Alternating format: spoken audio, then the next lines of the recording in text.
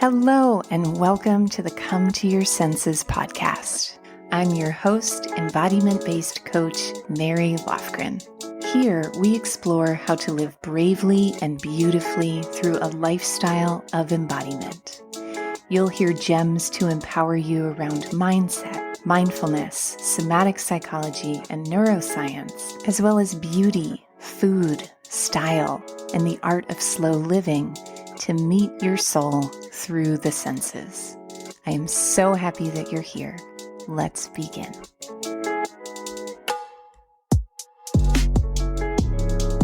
Hello, everyone, and welcome to Come to Your Senses. I am coming to you an altered woman today.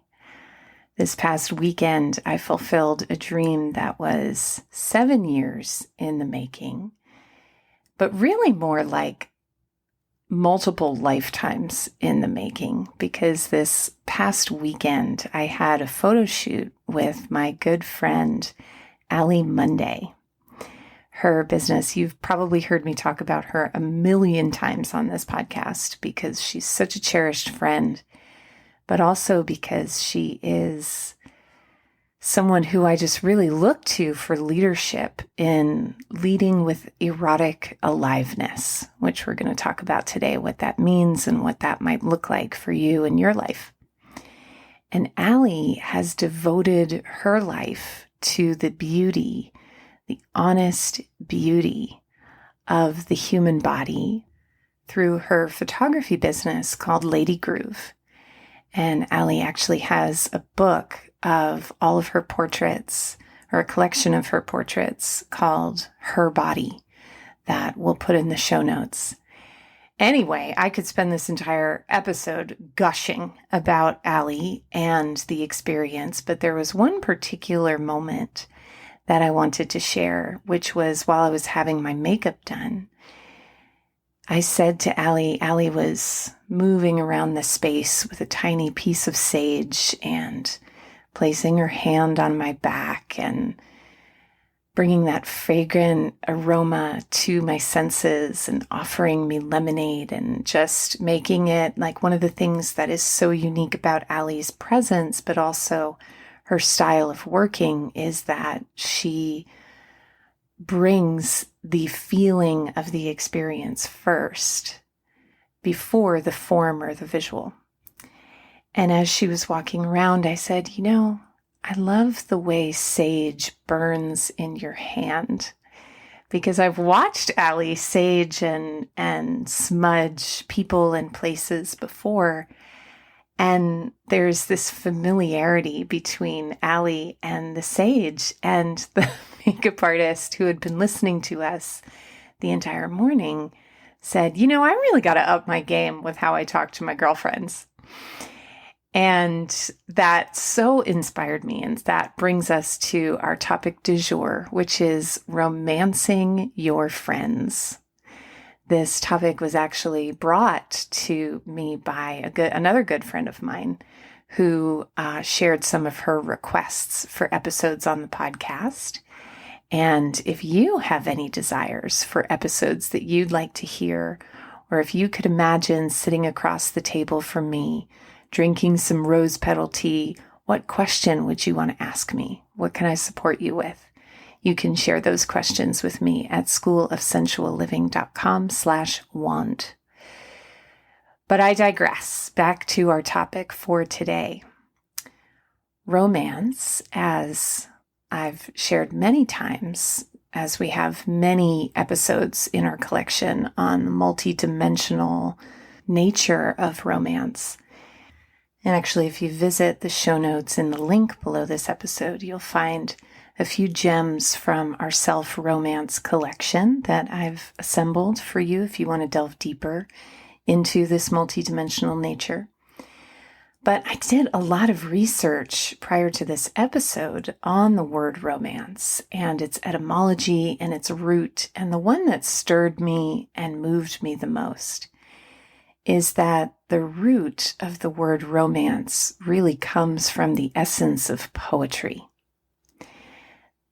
Romantic relationships, whether they are with a friend, with a lover, with the self, have this essence that feels like the artistry of a poem. The definition of romance is a feeling of excitement and mystery associated with love. And of course, we all have a very specific understanding in our culture of what romantic love looks like and feels like and how it expresses. And today we are going to expand and diversify the geography of your relationship to romance by extending that mystery and excitement to your relationship with your friends. I think the thing I am most proud of in my life, aside from my creative accomplishments, my business, there's no hierarchy to what I'm proud of in my life, but in the inner circle of things that I'm proud of, the epic love affairs that I have with my friends is right at the heart of that circle. And one of the pieces of my story that was so informative and invitational to setting up this kind of a dynamic was my education and my employment at Mama Gina's School of Womanly Arts, where we learned how to craft our lives around pleasure and sensuality, and where at the heart of that experience was maintaining that vibration of erotic aliveness through our relationships with other women. And so in my own path of carving out the book of my love story with other women and men and all beings in my life who I love to have romantic love affairs with, including the tree outside my apartment building in New York. I used to, if you're a longtime follower of mine, you know that I used to have this tree in front of my apartment building, and there was this gorgeous opening in the tree that looked just like a vulva. And so I called it Pussy Tree. And I would go out and people would leave bags of potato chips in the opening, and I would clean it and tend it, and I would anoint it with frankincense oil and hug it and just love it so much. And so that is meant to be one story to demonstrate the ways in which romance can really extend to every single corner and crevice of your life. And that is exactly what we are going to create today. So let's dive in to our gems. We're going to take a brief intermission because there's something I'm so excited to tell you about. And it starts with a question. Do you ever wish you could have an interpreter for the messages of your body? Someone to help you discern the voice of impulse from the true callings of your intuition? Do you crave more flow, more richness, more meaning, and more relaxed magnetism in your everyday? If you love what you hear on this podcast, I want to invite you to be bold and to imagine the possibilities of having a fully supported coaching container with yours truly. I have just opened my books to welcome in 3 new coaching clients in the month of May. But you won't find a speck of information about my coaching on the internet because I want you to feel the experience of coaching with me even more than I want you to know about it. And that's why I've created a beautiful full-color book to describe embodied intelligence coaching.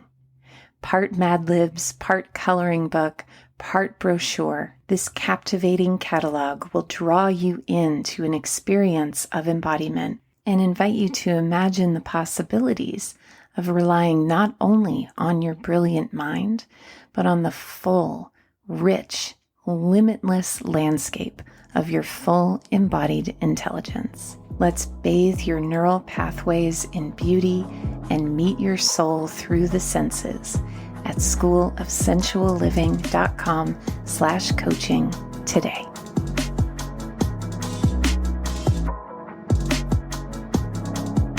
And so we've already talked quite a bit about the essence of romance.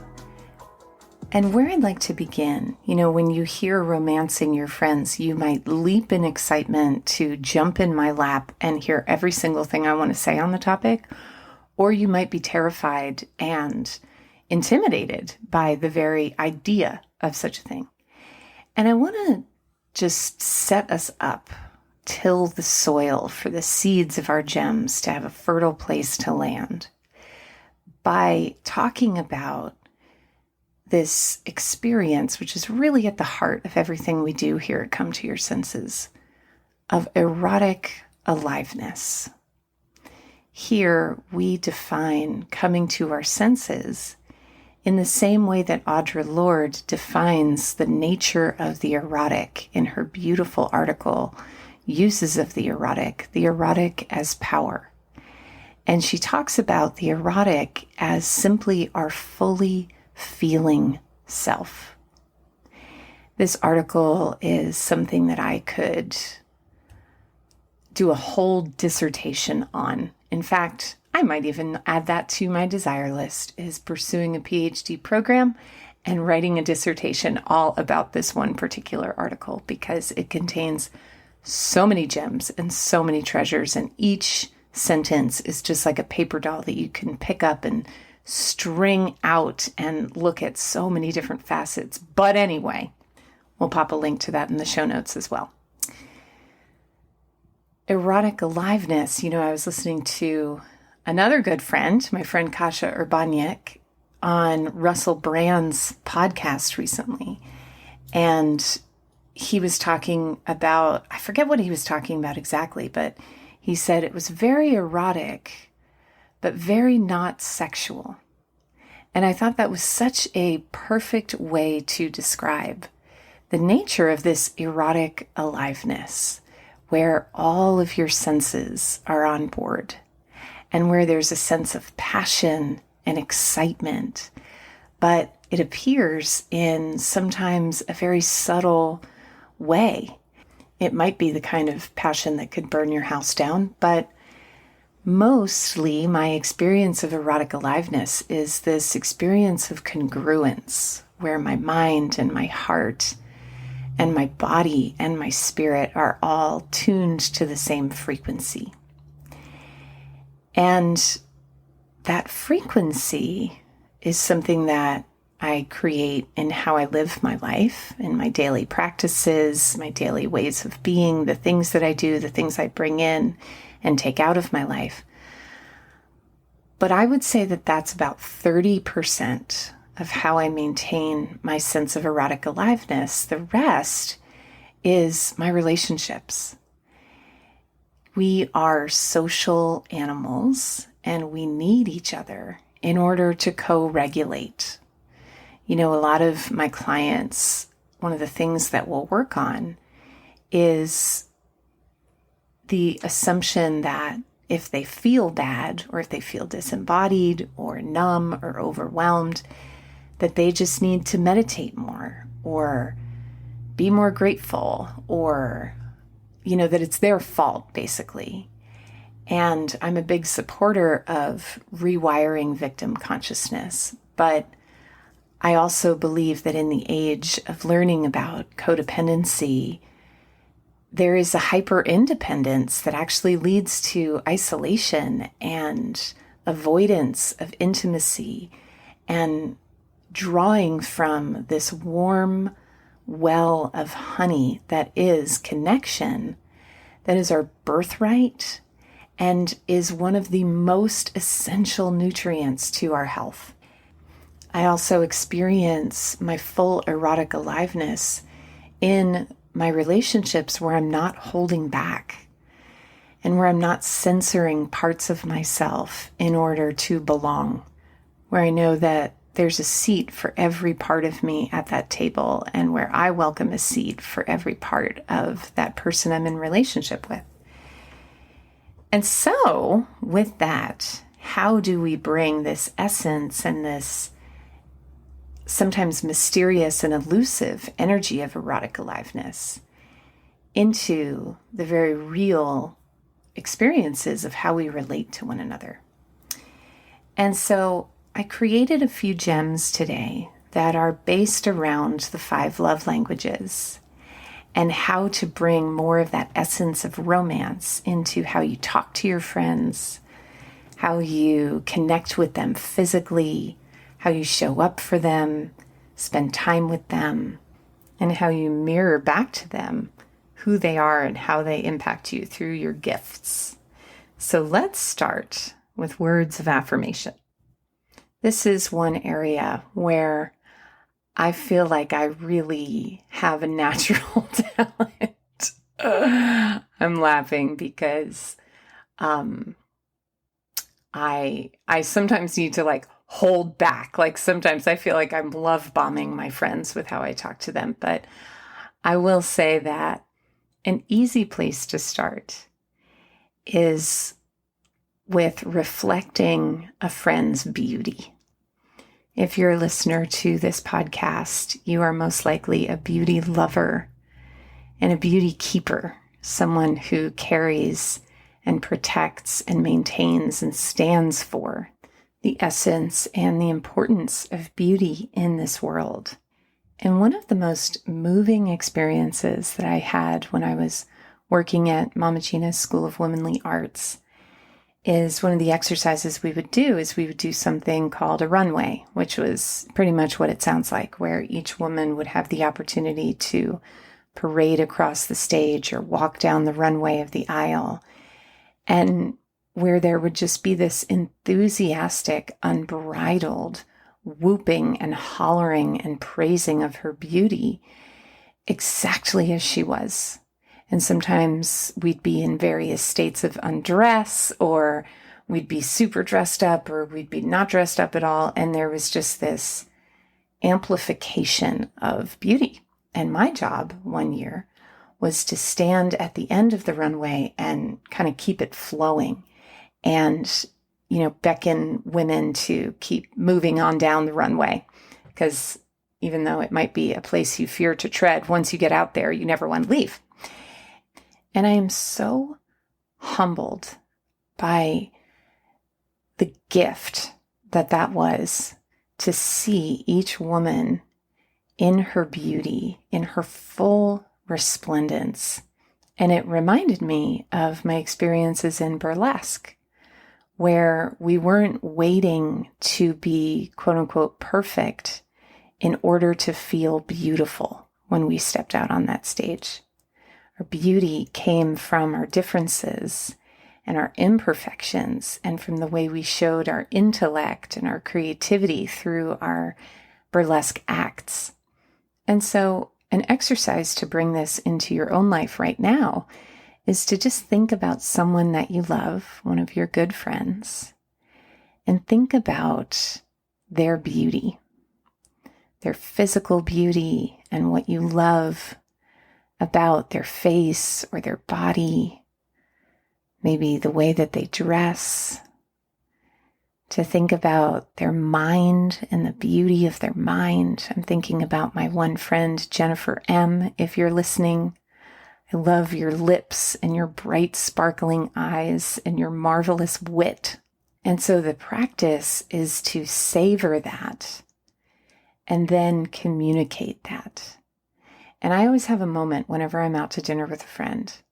And this isn't even a practice. This is spontaneous for me, but you could make it a practice where in those moments where you notice the details of that person's beauty, or you notice something about their mind or their intellect or their heart or the way they live their life that you appreciate, I'm famous for saying, I'm sorry, I just have to pause. And I just have to tell you how much I adore. And, this praise practice, again, for me, it's not even really a practice. It's just, and I think in the beginning it was a practice because it's vulnerable to both share that feeling, but also it's vulnerable for the receiver to bring them into that level of intimacy. And so the conditioning of not wandering into that deep a level of intimacy might be so strong that you don't even let yourself see it or experience it. And so that might be a practice that you bring in, is when you're with your friends, you let your body settle into their beauty and perhaps ask if you can reflect it back to them. I am so struck by your beauty. May I tell you what I'm noticing? That is one way to practice words of appreciation with your friends. I could probably record an entire episode about that. The next gem has to do with the love language of physical touch. And I'll tell you a story about my dear friend, Amy. Amy is one of the most special relationships in my life. And I remember one time being on a walk, and she shared something with me about another friend who was going through a difficult time. And what the friend was experiencing was something that I had also experienced in my past that was traumatic. And as we were walking and just kind of moving through the conversation, I noticed myself going into like a dissociative freeze response. And I said, you know what? I just need to pause and take a step back and just, say, this is what's going on for me. And Amy and I have a very close relationship, and she gave me a hug, and she didn't try to fix me or rescue me. And we gave space for the feeling, and we kept walking, and she just held my hand. And I remember that so vividly, as her instinctively knowing that my nervous system needed something to hold onto. And Allie and I, Allie from Lady Groove, after going out for my birthday dinner, we went for a short walk to digest our dinner, and she said, you want to hold hands? And we did, and it was just so playful and delicious. And that was another thing that we did a lot at Mama Gina's, was a lot of touch, a lot of puppy piles, and just hair stroking and connection, deep, deep connection. Sometimes when I go over to Allie's house, when I enter, she'll say, do you want a little touch to ground your energy? And she'll put a hand on my heart and a hand on my back, and we'll just breathe. And it is just so delicious. I can feel the oxytocin pumping just by talking about it. Even the other day, I was sitting on the couch with my good friend Lauren, and we were sitting close to each other and our knees were touching. And I noticed that impulse to draw my knee back. And I just left it there. And God, it just felt so good to have that subtle point of connection. So physical touch, consensually and with purposeful intent, can be a beautiful way to romance and foster that connection with your friends. I have also become a long hugger. I read somewhere, somebody told me that it takes a good 40 seconds for oxytocin to start secreting. And so when I hug someone, I really hold on tight until I can really feel my body settle in, and they they release, and then they're and I just say, I'm a long hugger, if that's okay. And we just stay in the hug heart to heart. And it is so satisfying and really feels so good on the body. The next gem, next love language, is acts of service. This is one of the love languages of origin of my good friend Beth. I remember when we lived in New York, Beth would always take my arm. She was a physical therapist, and as we were walking, I would usually be wearing high heels and she would not. And so she would just be my steady rock as we were walking, and she would offer her arm as an act of service. My good friend Marianne had a baby not too long ago, and in her labyrinth of new motherhood that every person who births a baby goes through, it's a real wild ride from where I stand. And so one of the ways that I make myself available as an act of service to her is to give her service in ways that bring me so much pleasure. So I'll go over and have craft time with my goddess daughter. and give Marianne a couple of hours off, and Little Bear and I will make crafts together. Or I'll hear how tired Marianne is and that she's had a rough day, and so I'll just go over with some facial oil and give her a little facial and scalp massage. It's the one way that I can offer her an act of service while also being really, really replenished by giving a gift that means something to me and that is native to me. And then our last few gems are quality time and gifts. So quality time, when I hear quality time, I always think, oh, that's not really one of my love languages. Like, whatever. I'm so much more of a touch and a gifts and a words of appreciation person. But really, as a single person who lives alone, I make it like a part-time job to keep a really busy social calendar in order to stay regulated and to have that connection that I need as a somewhat introverted extrovert. And someone who inspires me around this is my friend Miranda. So when Miranda asks me to hang out, she doesn't just ask me to go to coffee. I mean, sometimes she will, but she thinks about things she really wants to do because she lives outside of town. And then she asks me to be her date. So maybe it's a new thrift shop that she wants to try, or a restaurant that she wants to go to. Or maybe there's a spot on the river that she invites me to bring our sketchbooks to and go sketch and hang.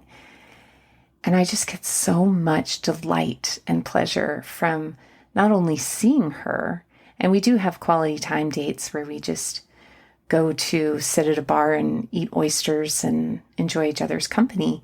But I also know that I'm going to be enriched in so many different ways when I hang out with Miranda. And so one of the things that you can do in your own life is to just think about what would be a dream date that I would like to be taken on by a beloved, and then enroll and invite your friends into that experience. And that can fold us into gifts, but gifts are definitely one of my love languages. It's something I have to pull back the reins on continuously. I just love to give my clients gifts and my family gifts and pick up things that remind me of dear beloved friends in my life, and just express my love and what I see through them through things like books and scents and all of those different types of things. But one of the gifts that costs $0 that has really made an impact on me is the gift of music. And so with a lot of my friends, we'll just randomly send each other songs from Spotify and say, this reminds me of you. Or this is a song that is what I'm feeling today. What are you feeling? I had a experience recently where I had the most magnificent time with a person in my life, a friend, and where I sent them a playlist that just dripped with the essence of how I felt during our time together. And there is just so much pleasure and creativity available in that. And so, my friends, that completes our gems.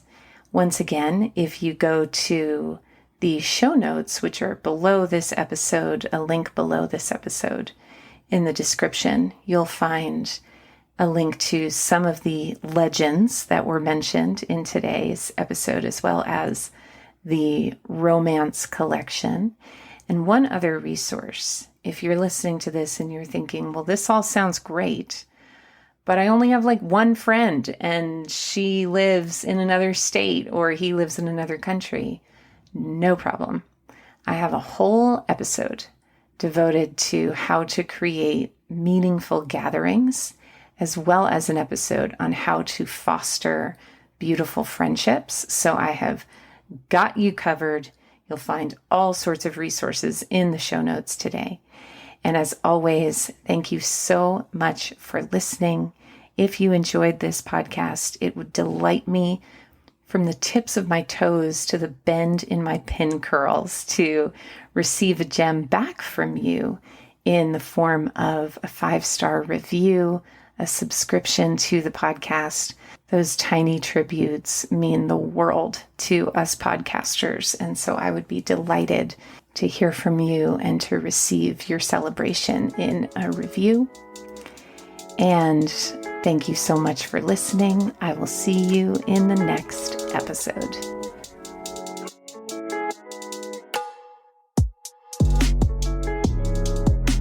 For coaching, classes, and community in creating a lifestyle of embodiment, head to schoolofsensualliving.com. There you'll find a free video series on how to reduce anxiety and intercept the stress response through powerful, confident body language. Head to schoolofsensualliving.com/confidence to watch your first video today.